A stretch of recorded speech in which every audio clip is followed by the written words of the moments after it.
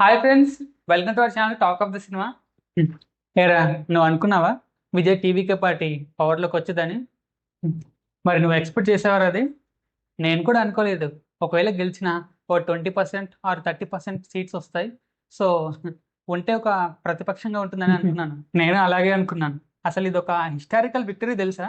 And south ఇండియాలో senior NTR తర్వాత ఇలా ఎలక్షన్స్లో పార్టిసిపేట్ చేసిన ఫస్ట్ టైమే పవర్లోకి రావటం విజయ్తోనే సాధ్యమైంది. అవునా? అవును. అండ్ తను ఈ రేంజ్ హిస్టారికల్ విక్టరీ సాధించడానికి వెనుకున్న తన స్ట్రాటజీ ఏంటి?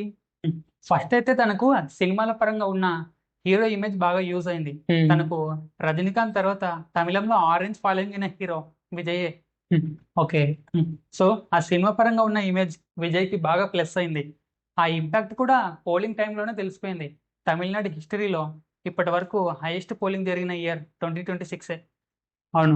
ఆ తర్వాత తను ఏదో నామమాత్రంగా ప్రచారం చేయకుండా తను ఇచ్చిన హామీలను, తన మాటలను జనాల్లోకి తీసుకెళ్ళాడు. ఓకే. ముందుగా తను రైతులకు ఎలాంటి హామీలు ఇచ్చాడంటే 5 ఎకరాల లోపు పొలం ఉన్న రైతులకు రుణమాఫీ చేస్తానని, 5 ఎకరాల కంటే ఎక్కువ పొలం ఉన్న రైతులకు 50% రుణమాఫీ చేస్తానని హామీ ఇచ్చాడు. ఆ తర్వాత పేదవారి కుటుంబాల్లో పెళ్లిళ్ళు జరిగితే 8 గ్రాముల బంగారం ఇస్తానని హామీ ఇచ్చాడు. ఓకే. ఇక ప్రతి పేద కుటుంబానికి సంవత్సరానికి 6 గ్యాస్ సిలిండర్లు ఫ్రీ ఇస్తానని హామీ ఇచ్చాడు. నిజంగా చాలా గ్రేట్ కదా! ఇలాంటి హామీలతోనే జనాల్లోకి తను బాగా వెళ్ళాడు. మరి ఇన్ని హామీలు ఇచ్చాడు కదా! నెరవేరుస్తాడంటావా? అది ఇక తర్వాత చూద్దాంలే.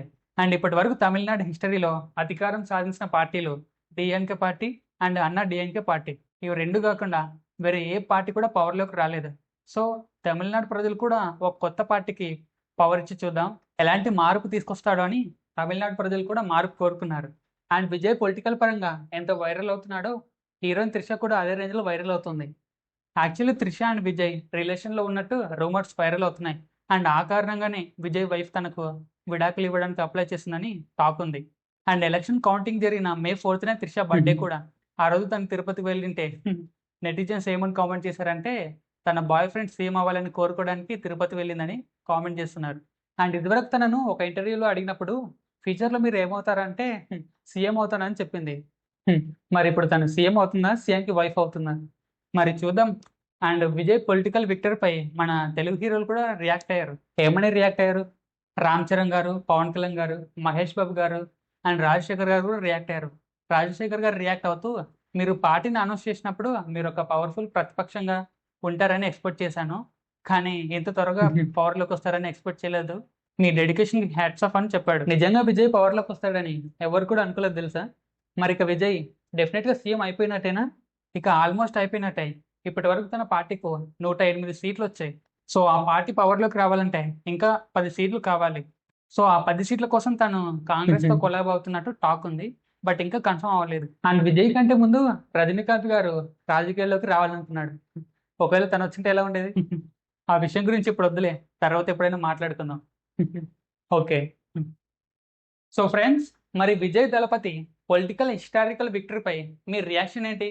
కామెంట్‌లో చెప్పండి. అండ్ ఫ్రెండ్స్, అలాగే వీడియో నచ్చితే మర్చిపోకుండా లైక్ చేయండి. సో ఇలా డ్యూయల్ క్యారెక్టర్స్‌తో వీడియోస్ చేయడానికి చాలా హార్డ్ వర్క్ ఉంటుంది. సో మా హార్డ్ వర్క్ మీకు నచ్చితే మర్చిపోకుండా లైక్ చేసి ఛానెల్‌ని సబ్స్క్రైబ్ చేయండి. అండ్ మళ్ళీ నెక్స్ట్ వీడియోలో కలుద్దాం. సో అప్పటి వరకు బాయ్ బాయ్. Bye friends.